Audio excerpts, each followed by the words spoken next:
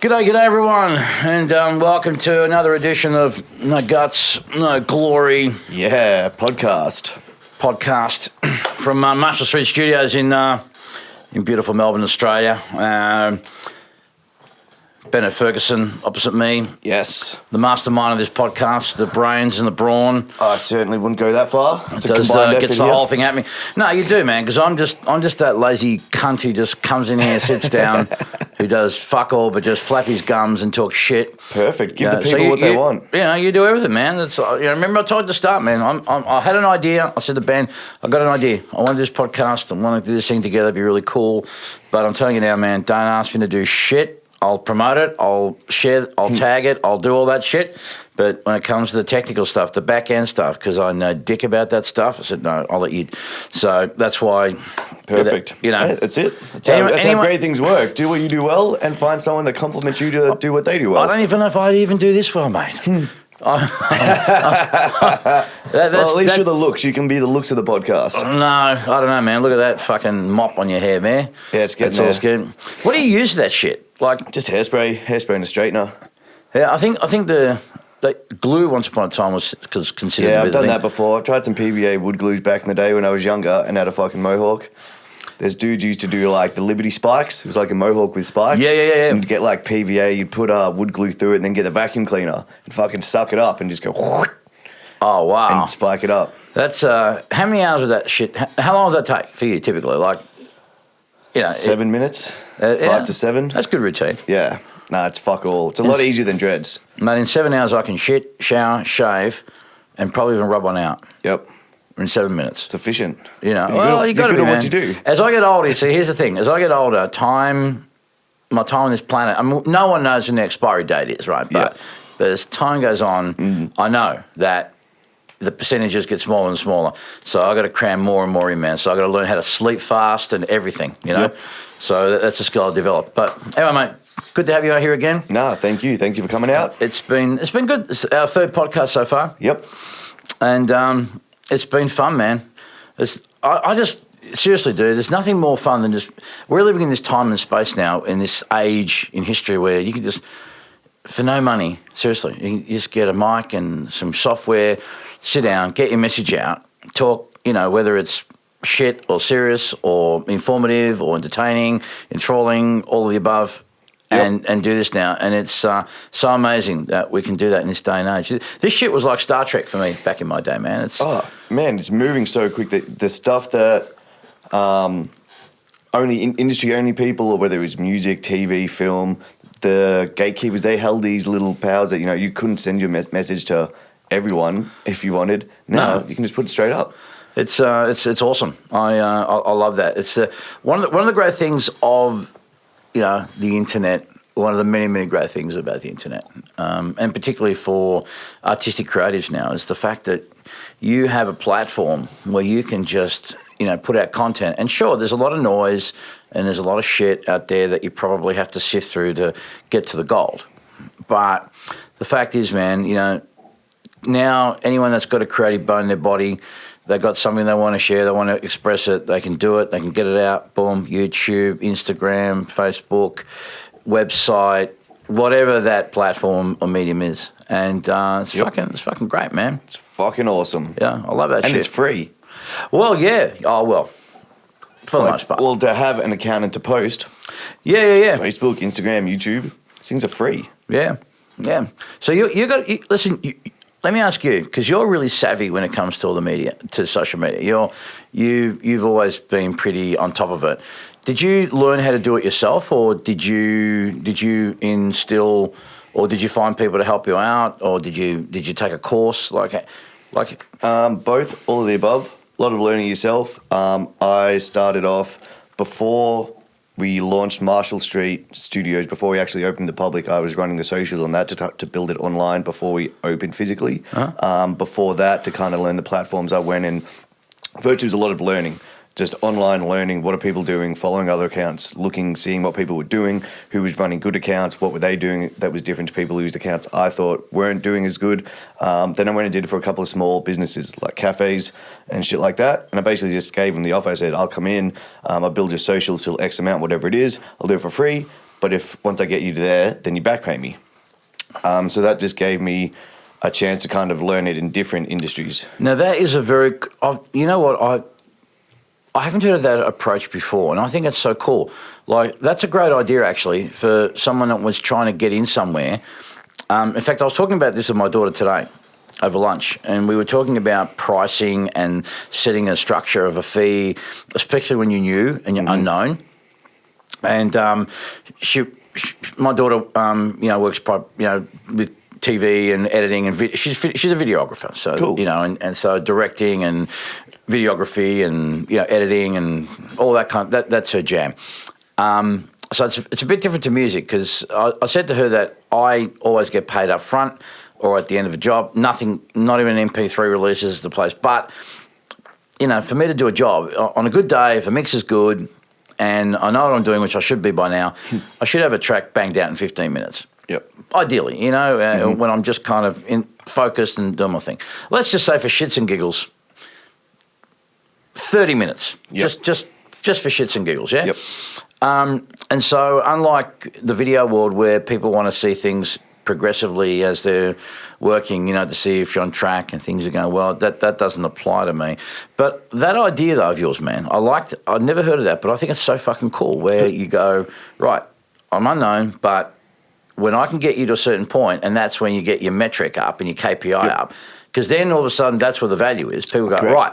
And initially, they can do whatever they want. So some were more likes based, some was building the account, some it was straight customers, so it was straight fucking money. Yeah. And then it's good, because then you have to show your actual pathway. Have these customers come through Instagram, Facebook, how do they get you? And then you can get real creative. So we were basically separating audience of cafes into their locals, so people who they were within a walking distance, and then out of suburb people, so people who were traveling. And that's where we used Instagram to build that as kind of a place where people from the outside that suburb will want to come in there, because if they're on Instagram, it's a great place to check in and to scope it out. There's cool shit on the walls to take photos of. But then we also had another campaign which was just for the locals, and this was if they would just and this is a great fucking tip for anyone who runs a cafe, you split up your audience to that, and then for the locals you set them up so that they can just send you a little coffee emoji or an emoji or something, and that's their usual, and that means, all right, I'm leaving the tram stop now, or I'm leaving my house now, I'll be there in 5 minutes. And you let them know beforehand. You just go, cool, send this emoji, we'll have your regular, this is your regular order, if you just send us that, we'll have it ready out front in 5 minutes. You can just give them a coffee. Fantastic. Yeah, but I love that idea, man. So that's a good tip. So if anyone's trying to, get their foot in the door, get a leg up, and they don't have a track record, put the runs on the board first. You get the runs on the board first. You get the opportunity to do the work. There's no safety net. It's like shit or get off the pot. Yeah, and it's a good way to learn it. So then, that was probably 3 years ago. I'd kind of, along the way, learnt that a lot of the skills that people in the music industry develop, like building a personal brand, running socials, keeping your online presence up to date, a lot of people in small to medium-sized businesses, these skills didn't come as naturally to them because they weren't an artist first. When I realised that, I was like, fuck, there's a whole skill set here that people in the music industry have that isn't being translated to other industries. So that's when I started branching out to doing it for other small-sized businesses, and even so now I do it mainly on a consultation basis, but I've done for doctors, non-surgical cosmetic treatments, so lip fillers, and yeah, basically act as a social media consultant to other businesses, because this stuff just didn't come as naturally to them as someone coming up in an entertainment-based industry. How do you keep up with the trends, man? Because the one thing I notice is that, 1 minute someone tells me you need to put so many fucking hashtags on Instagram. Next week it's, nah, you don't need that many hashtags. You got to do, this is the day to fucking drop your content. No, don't do it this time. Like, how do you keep up with all the changes when it comes to strategizing social media? And are there any things that you think are kind of universal in terms of, irrespective of all the little changes that happen, if you stick to this, this, and this, you're fucking sweet? Mm-hmm. Yeah. Definitely. Go on. Just put out utility-based content to serve your audience. What's utility-based content? So stuff that people can actually use and will give them some knowledge or give them some skills. It will give them some bit of info that's going to be useful for them in whatever industry you're talking about. Okay. So in the studio, well, for example, like utility content would be, Would it be like a tutorial type of podcast? Tutorial, mixing tips, how to, like, great ones are doing stuff on a budget, you know? So how to acoustically treat your room when you got fucking no cash, because that's where everyone starts off. I think in any industry, the first 3 to 4 years are the biggest learning curve. That's when most people waste a lot of mental strength, time, effort, money, just because they don't know the fucking where the potholes are. And that's usually the time when they're usually the keenest, so they're happy to fucking work and put all their money and all their time into this. Yeah. But it's like they're just fucking spinning their feet because they don't know what to look out for because they haven't done it before. Yeah. It's like the first time we saw what a release campaign looks like from a major. It's like, okay, this is why you do it. It's not the fact that the small independent guys can't build their own release campaigns. They just haven't seen it, so they don't know what to do. So anytime you can alleviate that stress or that pain point, I mean, that's the one we aim for. If you can find a pain point in the audience, something that they having trouble with, look through forums. If people are constantly asking the same questions, put out a piece on it.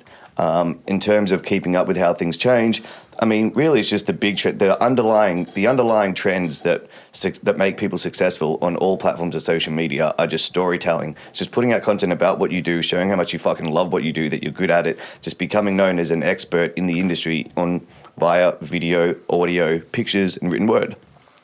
The actual platform that goes out on, I mean, it's almost, in my eyes, irrelevant. That's just a different channel that people tune in to listen to your stuff. Mm-hmm. It's like back in the days of TV, there was Channel 7, 9, Foxtel, MTV, whatever you listened to, that's where everyone was looking, so your stuff would be on those channels. Now people just sift through Facebook, LinkedIn, Twitter, whatever they're looking at. You just put content on that platform for them to consume when they're doing it. A lot of people, it's a shift in mentality. A lot of people go into social media campaigns with a short term, all right, how can I maximize this thing? I've heard the internet's going to be big. We put out one post, it's going to be 1 million likes. We're going to be laughing. This is very short term sales orientated strategies when it has to be just a long-term giving strategy, and that's what's going to build your audience. And then when you've got a good product or a good service, whatever your actual business is about, you won't have to run these straight fucking right hook ads because people just sift through them. You just run organic ads that let people know of your products and services, and because they've already got to know you through your content, when they need to come and purchase something, they're probably going to come to you as opposed to the dude they don't even know of because he doesn't have a Facebook account. Yeah, and I think also a big one is not to sell shit. I know that people do sell stuff online and each to their own, but I find again, I'm no social media expert. I don't have any particular strategy in place. I just, the way I do it these days, Ben, is if I'm feeling something in the moment, I just write it. The one thing I do try and make sure of is that when I do it, whether if I'm in a super fucking high mood and I'm fucking on cloud 9, I won't do it. And also when I'm really if I'm not in a good place, I don't do it either. Doesn't mean I've got to be in the perfect place, but I find often that you see stuff online these days, and apart from the look at me, fucking, it's all tarted up and what have you, just to be shown what they want you to see, is when people get really negative online and they start posting shit about naming and shaming people, for example, even if that person wronged you badly, I can't stand that shit, and just the constant negativity that people put out online. And I don't say you have to be super fucking positive and artificially happy, in that way to a point where you want to throw up, but just to make sure that you're at least level. Yep. Yeah, and also to not actually sell, because everyone wants to buy. Everyone loves to fucking buy. So when you're not pushing shit on people, and that's where I like that that Gary Vee thing of jab, jab, jab, hook. Give them, and then maybe ask for something if you got something that you got. But yeah, man, I think that whole idea of building trust with the audience and people can feel you when you're actually being real. You have to, and that's like you said you don't have a game plan, you just put stuff up, but your game plan is exactly what you should be doing. It's just being transparent and being genuine about you. Like everything that you put up, no one can argue or fault that, oh man, he's putting this up as a sales strategy because he's got a book coming out in fucking 3 months, It's just you putting out real advice that you've gone through that you believe is going to help people. That's utility-based content because you really do believe that that's going to help someone else. And I mean, that shows, look, your online presence when you started putting out stuff on Facebook has grown hugely. The system works. If you're putting out stuff that people want to consume, the system works. Yeah, and I think also sometimes I try to be careful not to saturate. Put out enough content, but some days are busier than others. But again, try not to saturate because there can be too much of a good thing for people as well. You know what I mean? So, but hey, each to their own as far as that is concerned. Definitely. And then if you can, I'll just tack on something there. Yeah, sure. And then, so basically, it's doing the exact things that you just mentioned, and then gauging the feedback. If you think that you might be posting too much, you might want to pull it back a bit. But then, alternatively, if you're running like at the start when we first opened, I was like, cool. All we wanted was a fucking 3-month awareness plan. This was nothing to do with anything, but most people in Melbourne seeing their logo as possible. So you put out a lot more stuff to a lot more different demographics. You can play around with different content. So we just put out heaps, basically because we were like, this is early. I didn't care that if people felt that was saturated or putting out too much. My goal at the start was to push hard, then get to a level where we'd back it off. So that was an awareness campaign that you build. Yeah. And then it's okay if you're like, if people because a lot of people care about what other people think. They go, if someone's telling you, you're putting out too much, it's a lot easier to just go, cool, I don't care because you've got this game plan in place. You're like, no, it's just part of the fucking bigger picture. Yeah. And if people are hating, they're taking notice. Hey, that's it. I've often said, mate, haters are nothing more than confused admirers. It means you're doing something right.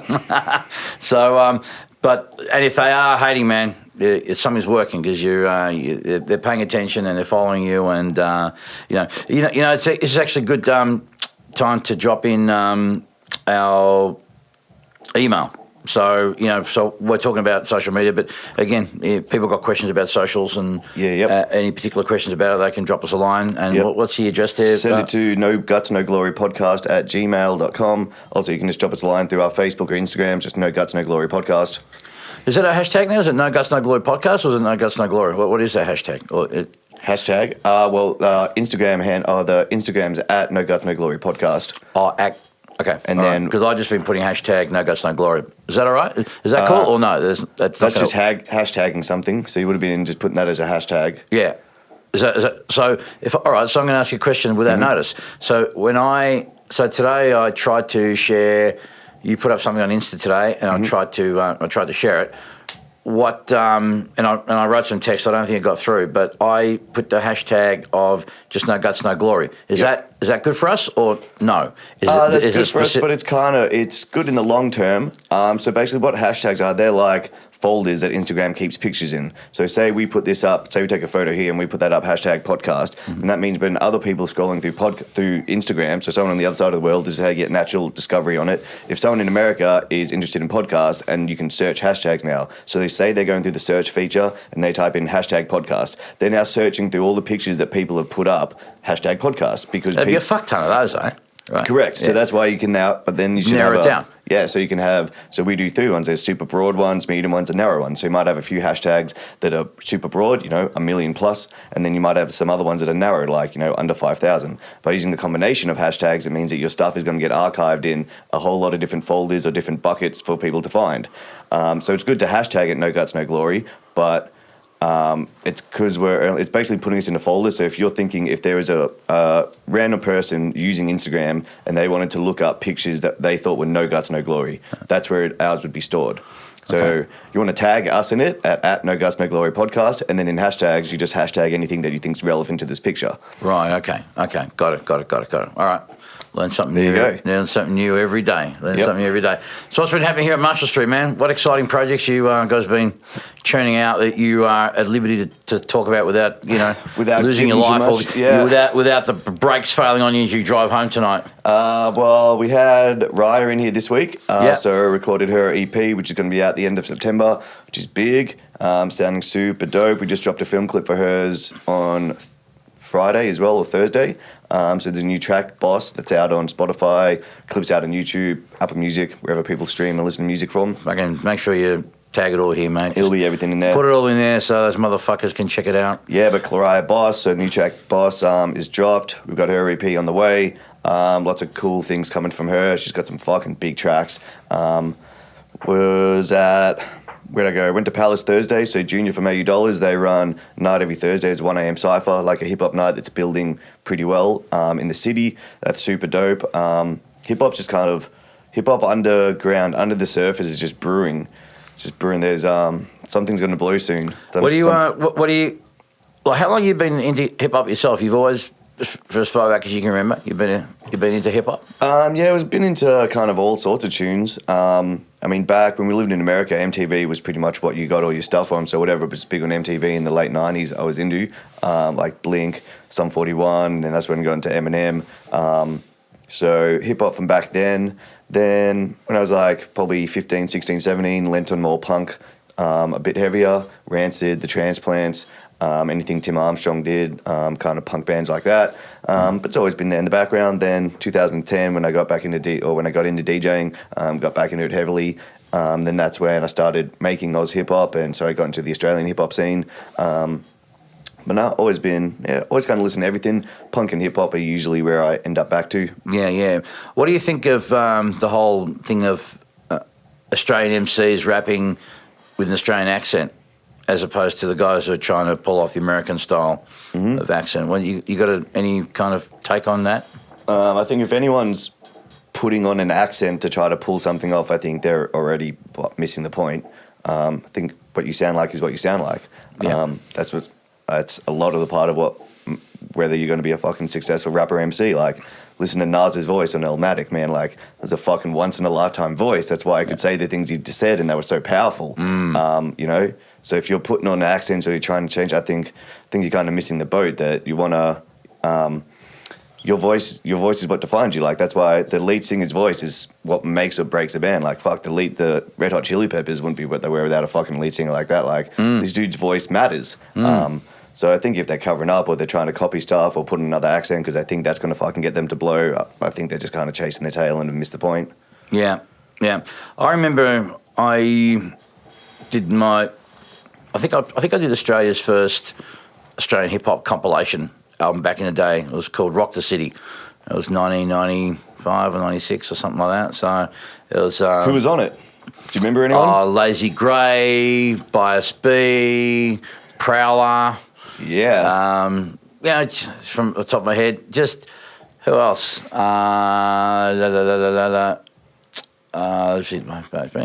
that's all I can remember off the top of my head right now. It's a long time ago, mate. But just the OGs really of you know, and very much so. What was really interesting is that back then, how it was so foreign, like to hear, and it took a little while for me to get used to it, I got to be honest. But I liked the idea and I liked the fact that Australia was producing its own flavour. And even though the purists would probably thumb their nose at it and say, it's not real hip-hop, it's still, it's like, I've never understood how, I can understand the roots of a genre coming from somewhere and people paying homage to that and respecting that. But then again, you know, like, I'll give you an example just sort of away from hip-hop, but take jazz, right? Yep. I like jazz. I don't give a fuck what you think. I love jazz. Jazz is fucking cool as fuck. Yep. And, you know, so jazz really, you know, from fucking New Orleans, fucking America, you know, it's their baby. They got the patent and the rights to the whole fucking deal. And then one of my favourite bands is a band called Mezzoforte, who are from Iceland, right? And they're a jazz band, you know, so people can sit there and say, you know, there's no real jazz in Iceland. You listen to these guys, they're motherfuckers, they're fucking amazing. So, you know, I think that when people get very, you know, chin-strokey and judgy about, you know, genres and music, where it comes from and what's real and what's not real and what's right, I think for me, like with any musical form, man, it's about the honesty of the expression. Yep. And when you hear it, you feel it, and you know it to be true. And that's why I really, you know, it grinds me when I hear songs or rapping, you know, hip-hop tunes, whatever. These guys spitting, as you kids say, rhymes about, you know, I'm in Werribee and I'm fucking toting my fucking AK-47 shooting, you know, you know, people down the street and with my bitches and this and that. And like, you fucking serious, man?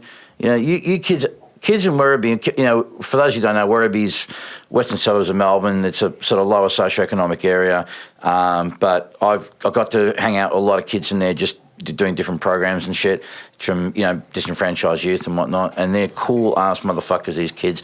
And, you know, some of them will rap about their life. I mean, their lives are interesting as it is. I mean, even though they may think they're having a hard time of it, but, you know, just talk about what's real and what's honest about for them. You know, their despair, about their hopes, about family, about whatever. And I find that more engaging and more interesting. And I think people can.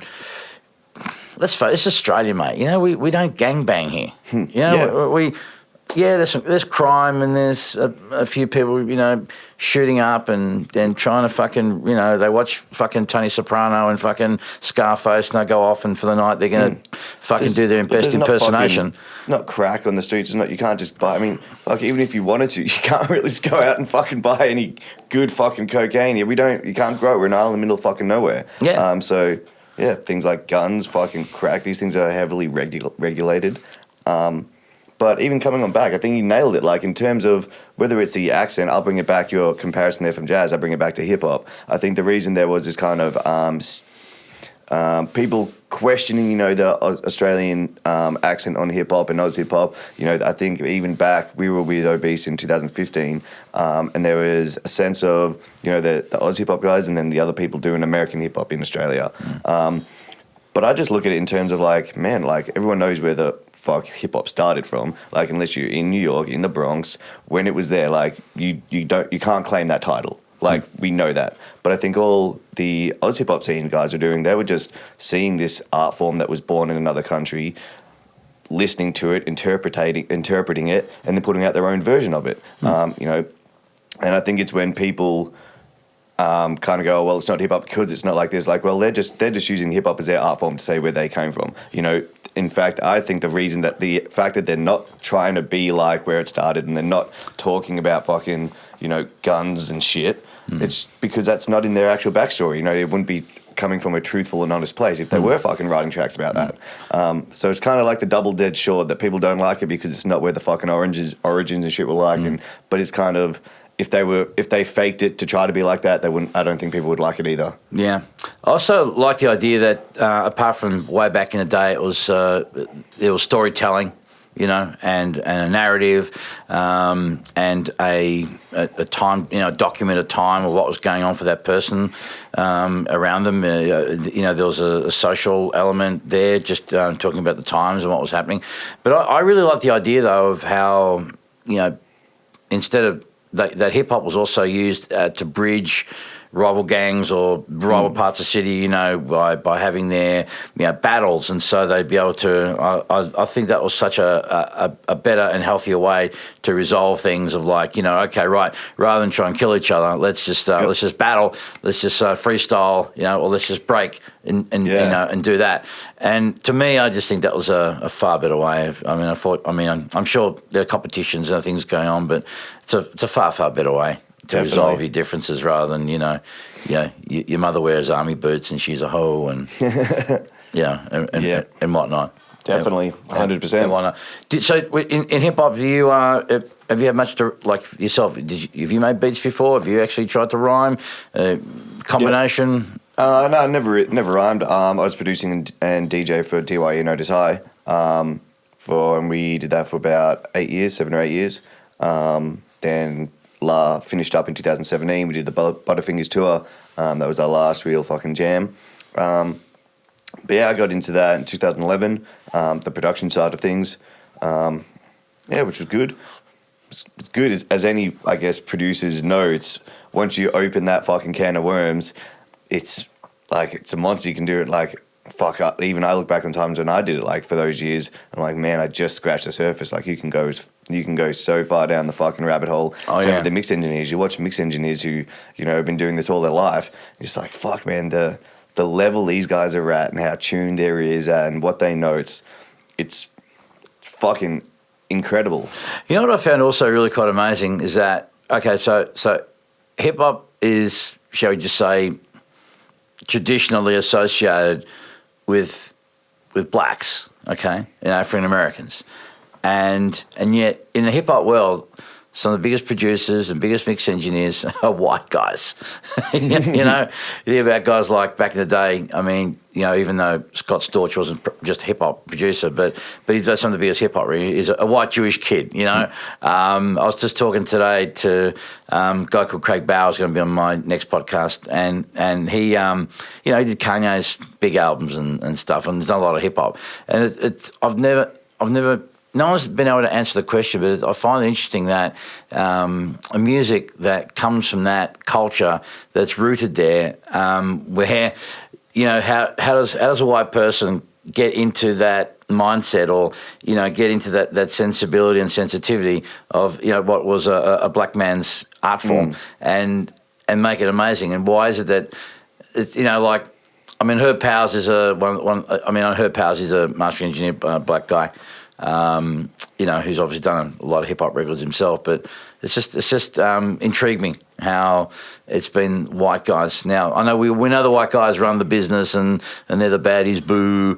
But in terms of just, you know, that next tier, you know, it's just been something that's fascinated me, and maybe I'll never get to the answer to it, but anyhow, that's just my little thing on that. Just musings of the shit I think about when I'm not showering, shaving and rubbing one out, mate. Even on that, with mastering engineers, will mastering engineers have a genre that they kind of lean on or are more specific around? Would there be, say, a hip-hop mastering engineer? Okay, well, before, up until, you know, a couple of years ago, there was a couple. Well, one of the big ones when it came to, you know, hip hop, pop, R&B was, you know, Tom Coyce, rest in peace. He was one of the owners of Sterling Sound. And at the moment, if you're talking about mastering in hip hop and fucking basically locking it down, it would be Chris Athens Chris Athens Mastering in Austin, Texas. Chris was a guy who worked out of Sterling. He started Sony in New York, and then he got over to Sterling under the tutelage of George Marino, also rest in peace. And then Chris busted out from Sterling and made his own way 4 or 5 years ago to set up his own place in Austin. And that guy basically, I sort of joke around about it, but I said, Chris basically has got the fucking 99-year lease on the Billboard top fucking 10 when it comes to hip-hop, you know? I mean, any big fucking hip-hop act you could think of, Chris has done it. And they're just fucking lining up for days to go and to work with him. He's that guy. I mean, mind you, Chris is an animal. He can fucking do anything. He's legit as fuck. One of the finest engineers on the planet. But yeah, he's a hip hop guy. If I was a hip hop artist, I would save my pennies. I would sell my spleen and a kidney, because you only need one of those.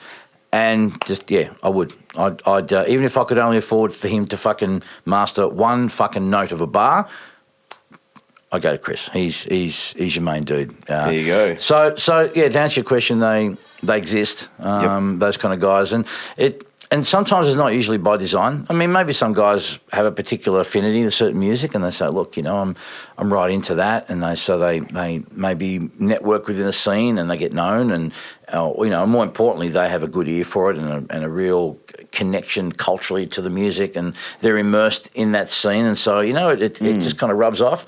But sometimes you don't really necessarily can get a choice in that either. It's like, you know, I was talking about this with another engineer the other day, and that is how the perception out there is that you're particularly good at one thing because you're associated. It's that guilt by association. Yeah. He did that album. He did that record. So all of a sudden, people, I want a piece of that. It's as if there's a certain magic that you have that attributes to that. And yes, you do contribute and you do something with it, but you know, people forget when it comes to music, man. Here's the thing. People forget this, and that is that what makes a hit record is a fucking good song. It always comes down to the song. People forget that.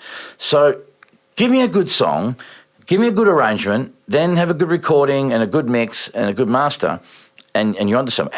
And then you've got to add into that a great marketing campaign. You know, you got radio airplay. So and this is why sometimes I feel a bit weird about if I ever got a gold record or a platinum album or whatever that I've worked on.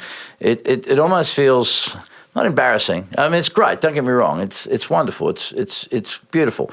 But by the time it gets to me, okay, everything's been done. It's all set in place. There's a marketing campaign ready to go. They've got a launch. They've got the radio fucking pluggers out there doing their thing. And I just happen to be lucky enough to get a Guernsey on a team. It's a bit like playing in the grand final in the AFL football, right? Your team is fucking. It's 5 minutes to go in the last quarter. Your team is fucking 10 goals ahead. You just can't fucking lose. And then you as a substitute run on to just give this guy a break. You just run out the last 5 minutes of the game. So you're still playing an important role. You're on the paddock, right? And you do your thing. The siren goes. The game's fucking won. And you get a fucking grand final medal for playing 5. You know what I mean? I mean, I'm at the tail end of this whole process. And this team. And that doesn't belittle what I do or what mastering people do. But to get an award for something that was probably going to get one anyhow. I mean, you could have put anyone in there to do the job and they would have got one too, unless they made a concerted effort that day to fuck shit up. But now even on that's because it's an interesting point, because now if you think about it like that, so let's just play out the hypothetical of, let's say this is a dream situation where this mastering engineer is only working with top bands. Say by the time it gets to you, whoever masters it is going to get a fucking gold record. They're going to get some sort of success. They're going to be part of a good fucking team. But then it'd be then how do you make sure that you're the mastering engineer they call? If that's how the system kind of plays out, then it's like, well, what did they look for? Do is it your online, like, what are they going to do to what are you doing to make sure that they call you? It's kind of like a house, a real estate fucking guy. Yeah. Yeah, okay. Well, there's nothing really you can look out for because you can't predetermine that. You can't say, well, if I do this and this, and I'll get a hit record. Those sort of things aren't, from my perspective, most of the records. Put it this way: the only record I ever got to work on, okay, that you knew was going to fucking explode was. I did one track on Guy Sebastian's debut album, right? So that was Australian Idol. Okay. So this thing was already, that was in the fucking bag, right? Yep. That was pre-sold, 3 squillion fucking records. Yep. So, you can't create that for yourself. Yep. And to be honest, that gig happened. I mean, that record was originally mastered by Steve Smart at 301. And then a friend of mine, Jared Rogers, produced an additional track on that record, which then was to be added on to another version of that record, the album. And so, because I had an association with Jared and we were mates, he said, listen, and there was a time constriction, So that's basically how that happened to me. It wasn't a case of, Dennis Hanlon and all the wigs at Sony were sitting there saying, well, let's get on this track to Bearfella. They didn't fucking know who I was. And even with any of the records that went there for me, they were all pretty much from debut records. No one knew about them. They were unsigned or they were unknown. There was no. It wasn't like it was all predetermined. Yep.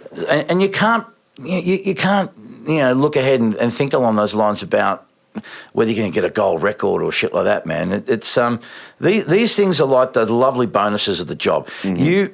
As I said, you get a record, you work hard, you keep working, and then a record goes off for whatever reason, and then people think you're fucking awesome. You're no better an engineer than what you were the week prior to that. Yeah. You know what I mean? But that's just the way it works, okay? So all you can do, all you can control is your attitude to your work ethic, just doing the best fucking work you can, dealing well with clients. And eventually, over time, there's a word of mouth thing, or as it's happened to me, I got a call up because someone wasn't available or something went wrong somewhere else. Do you know what I mean? So you always got to be ready, man. You just always got to be on point. You always got to be ready to fucking go at a moment's notice. So it's like It's like fighters, man. You know, the fighters just keep training, always stay in shape, always stay within their weight. They don't have to fucking cut, you know, huge amounts of weights before they go into a fight. They're ready to fucking go. And so when they go in and do their fucking training camp, it's not going to be as brutal as it was if they got to, like, you know, cut, go down 2 weight divisions and just become depleted and they're fucked on, you know, on fight day. Yep. So it's no different to what we do, man. It's like it's the work is just a constant everyday kind of thing. Don't look too far ahead. Don't think even about awards. You've got the wrong motivation when it comes to that sort of stuff, man. I wrote a post about this on Facebook the other day, you know, where 2 years ago I got a gold record from the neighbourhood, and then there was a double platinum. Beautiful. I never dreamed I'd ever get an American platinum or gold fucking record. Of course I wanted. You dream about it. You'd like it to happen. You know, it does wonderful things for your ego and your sense of validation. But then, you know, you look at these plaques on the wall, and then it's just like, oh shit, okay, it really isn't everything I kind of thought it would be. It's great. It's wonderful. I'm not discounting it, but it's not. It's not what fulfills you. It's not what drives you. They're wonderful little adjuncts, man. So, you know, for those of you who are starting out and are young, and I think have your aspirations, have your dreams, have your ambition, and have something to work towards, but don't allow your sense of self-worth to be determined by that. These are things that will happen in time, and it's a long ass process. As the saying goes, cliche as it is, there's no such thing as an overnight success. There's 10 to 15 years before that shit happens. True. Unless you get unless you really get something like I'll give you an example. One of my mentees, Andre Ehrman, who was with me for 5 years.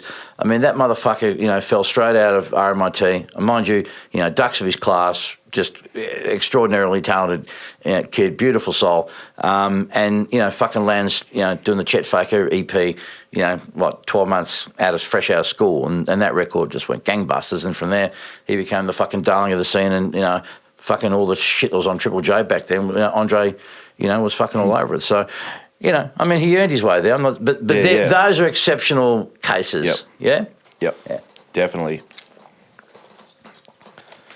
Nah, good.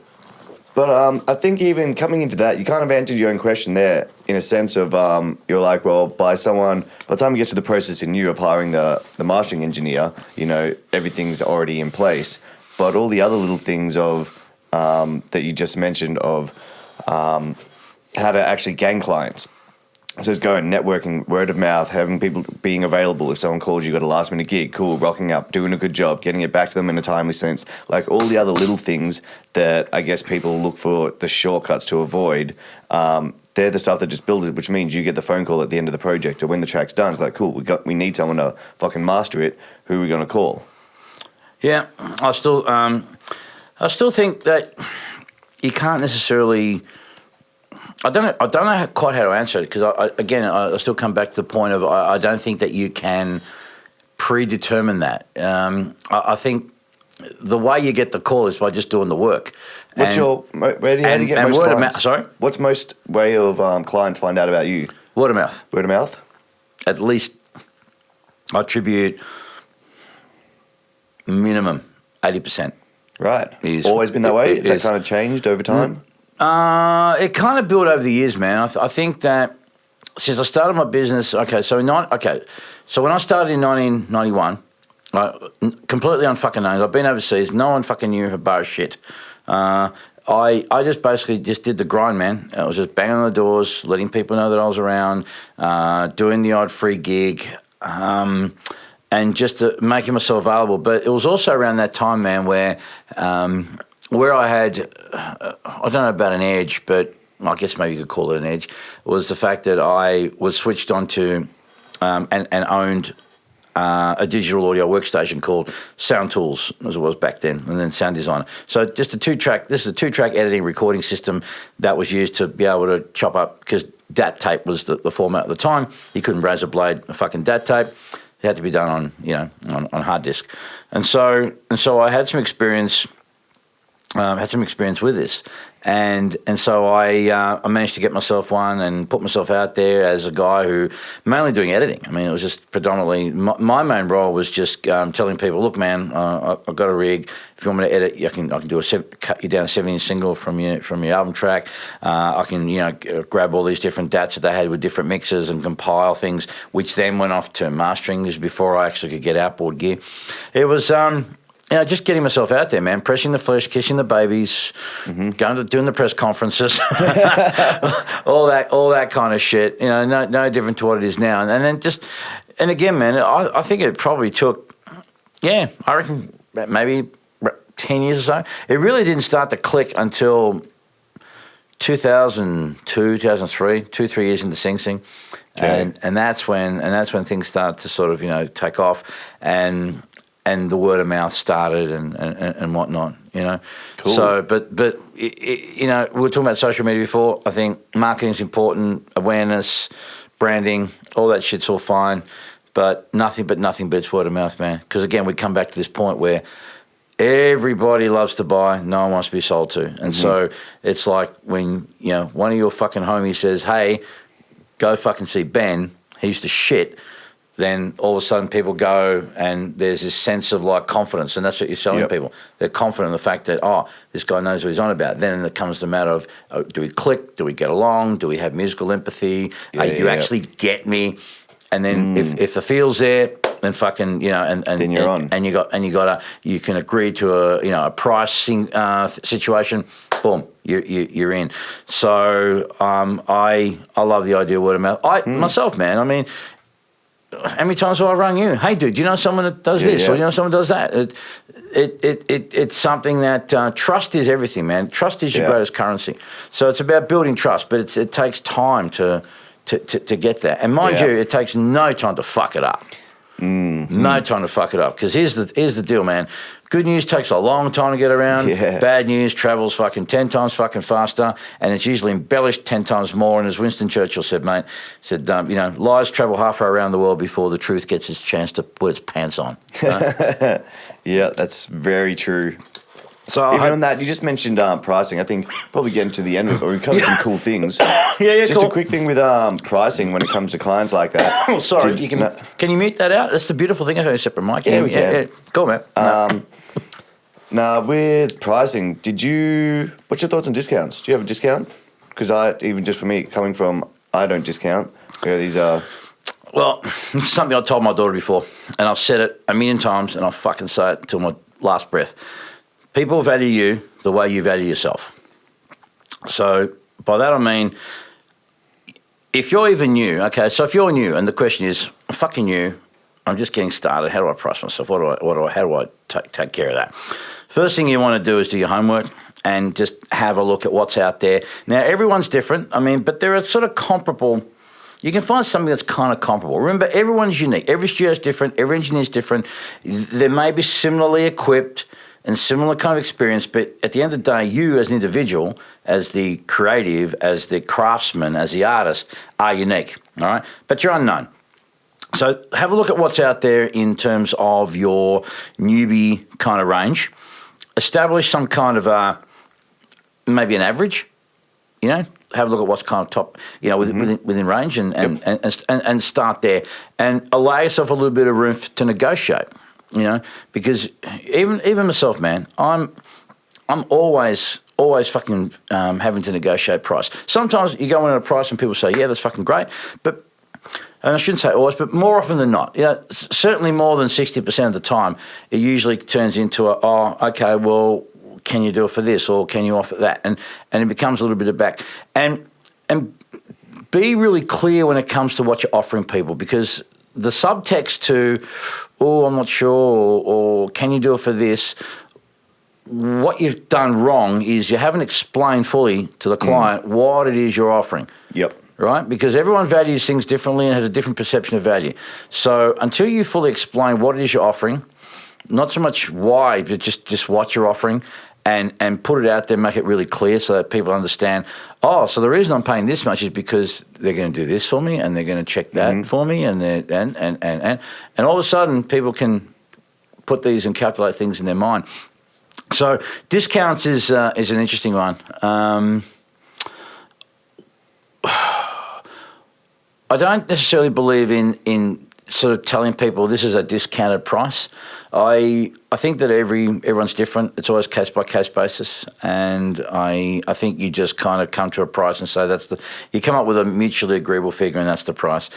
For the most part, here's the thing. For the most part, when it comes to discounting, discounts are usually kind of artificial. You know, and again, I was telling this to my daughter earlier on, and I said, you know, I always have some kind of a buffer I've got to work with. I know what I need to earn in order to cover my overhead, and I know where my low point is, right, where I have to tap out. Yep. Right. But here's the other thing too to remember, right? When it comes to the valuing yourself, there's nothing more fucking powerful, man, than when the other person you're dealing with knows that you're prepared to walk away from the table. Correct. Yep. When they know, man, and you're prepared to fucking walk up, do a 180, yep. and the last thing they see is the back of your fucking head. Most of the time, people go, and I'm not saying this as some kind of fucking power play, big dick fucking maneuver. But it's just it's your boundaries, right? Yeah. It's to say, look, I want to work with you, and I want to be reasonable with you, and if people are nice about it, you usually can get more anyway if they're nice and they're direct and they don't fuck about with the story. Like, for example, we're an indie band, we're a self-finance. Man, that's been the case for the last 20 fucking years. So tell me something I don't already fucking know. Mm-hmm. Right? So stop that shit, because the subtext is, well, we've got no money, help us out. Yeah. We already know that. We know that's the default. So rather than fucking spin me a bullshit story, just fucking tell me, hey man, this is our situation. This is what we got. This is what we can afford.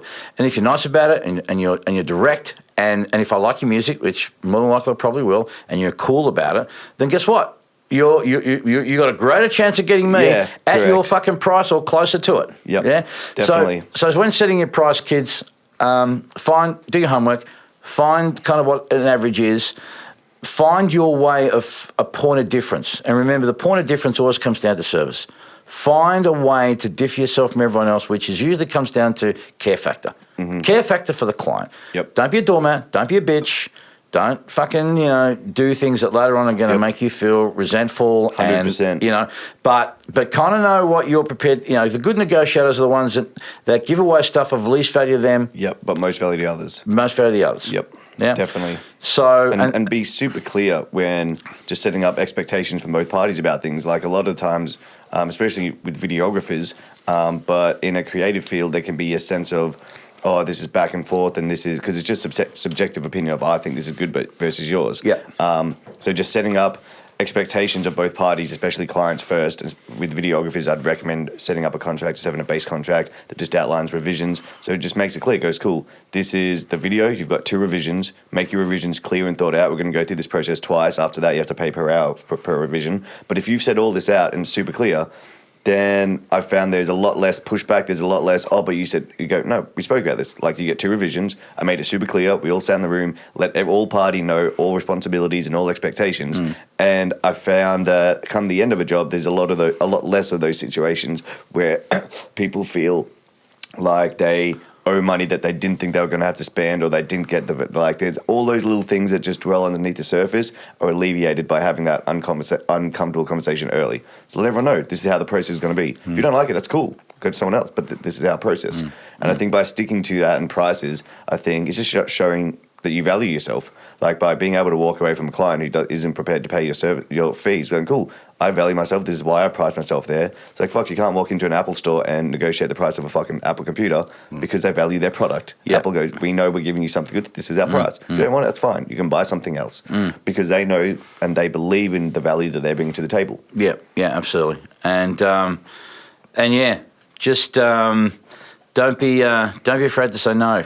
100%. Don't be afraid to say no. It's a very, very very powerful. It's not worth being at work in a profession, especially this is for if anyone started or is starting to make their job around something that they love with their profession. There is no worse way to spend your day fucking hating what you're doing and the client and the feeling that you're doing something you fucking hate because it's ruining something you used to love, all because it's for a day's pay. Yeah, absolutely. You've done it. It's not worth doing.